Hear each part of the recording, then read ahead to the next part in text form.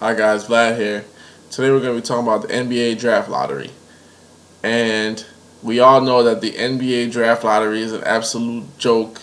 Makes no sense why they are allowing the worst teams in NBA to actually get the highest draft picks, They go through the season and they find out the top 3 or 4 teams, maybe 5 teams, and that are the worst in the NBA. They throw them in the draft lottery so they could get a chance to get the number 1, 2, 3, or 4 or 5 draft pick, which makes no sense. It's absolutely ridiculous because it is promoting a culture of mediocrity. It is saying that the NBA allows for teams to have bad seasons and yet be rewarded at the end of the season.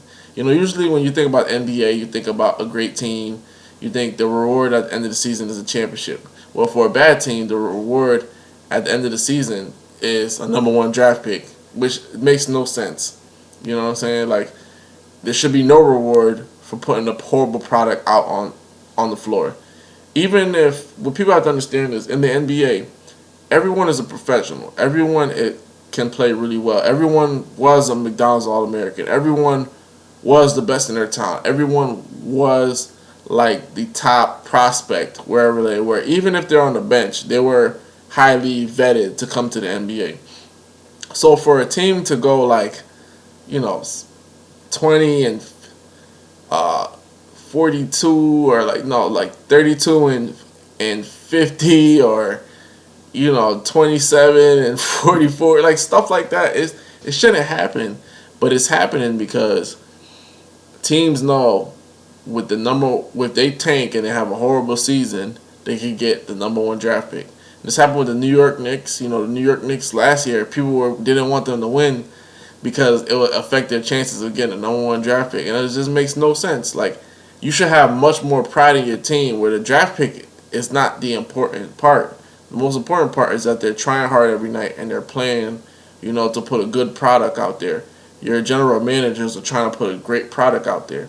And many teams have used this whole tanking situation. Like, they've used this tanking tactic in order to get the number 1 draft pick. Cleveland did it twice. And the Timberwolves did it. It's really sad, and it doesn't make any sense. So I have a solution for this. It's not a quick fix, but it's a fix nonetheless. And I think that this is what the NBA should implement. Personally, this is how I feel about it. The NBA should take the draft lottery, and they should make it where they no longer give the top draft picks in the NBA draft lottery to the worst teams in the NBA. They should give it to the teams that are in the middle of the pack. They should give it to teams that are ranked 14th, 15th, 16th, and 17th. So, or you do 15th, 16th, 17th. Those teams should get the top 3 draft picks. So, why do you say we do it that way and not the other way? Well, number 1 thing is, those teams that are in the middle of the pack that are 15th, 16th, and 17th, they are 1 player away from actually making it to the NBA Finals or making it to the second or third round in the playoffs. Those teams that are ranked 30th, 1 draft pick player is not going to make that much of an impact, and you won't see it until maybe 5 to 10 years down the road. There's only been a few players that have been transcendent in that way. One of them was Tim Duncan, the other one was LeBron James. Besides that, all of those other draft picks for teams that were lower, it took them 10 plus years to mature into what they were going to be. But if you take a number 1 draft pick and you take that player and you put them on a team that's in the middle of the road, ranked 15th, it could be any team that's ranked 15th, like right now maybe the Charlotte Hornets are ranked 15th. Right now, maybe the Portland Trailblazers are a middle of the pack team. You take that team and you give them a number 1 draft pick, it's gonna make for a great NBA playoffs. Not only are you gonna get increased competition, you're gonna get much more parity in the league. And what that does is it eliminates the idea of tanking. You gotta understand that many teams are tanking and they're not saying they are. They're just, we're playing hard. Sometimes the coach will sub out a guy when, he's having a great game. All of a sudden, 4th quarter comes, he takes him out. That's all a form of tanking. And the reason they're doing this is because they know they're going to get that number one draft pick at the end of the season if they go 20-62. That's all they're thinking about. But now, if you give the top 3 draft picks to a team that's the middle of the pack, what that does is it makes those coaches have to reach in their back pocket and figure out a way to win more games. Figure out a way to get into the middle of the pack. Because in my opinion, I believe most teams, if not all of them, they could play average ball.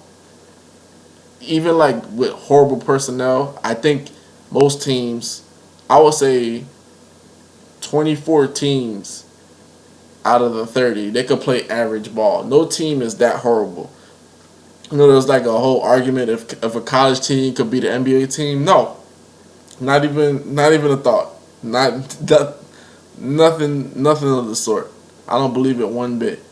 So if that's the case, I think that everybody should be able to play great ball, like standard great ball. Like this idea of fans going to pay their money to watch a team tank is disgusting. It makes me want to vomit. It's ridiculous, and it shouldn't be acceptable.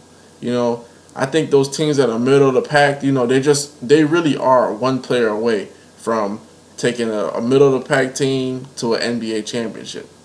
And that's something that we should reward. We should reward people that, they might be like a little average. They might be in the middle of the pack, but they're trying. And, that one draft pick could help them accelerate themselves into something greater.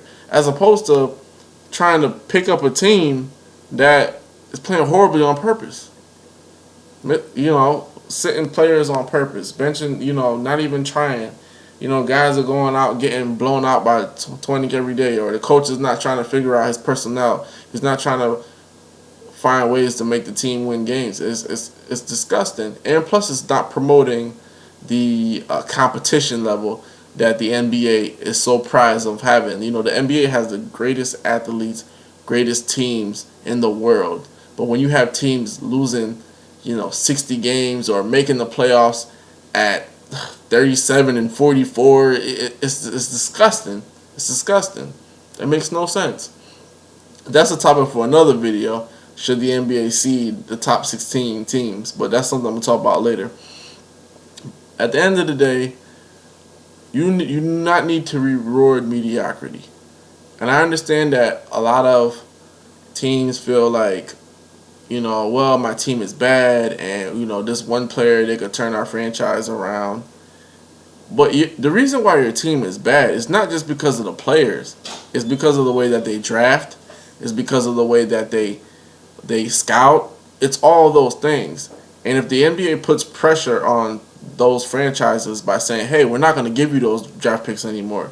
You're going to have to scout diligently, make trades correctly. You're going to have to come out with the right mindset and run your business the correct way.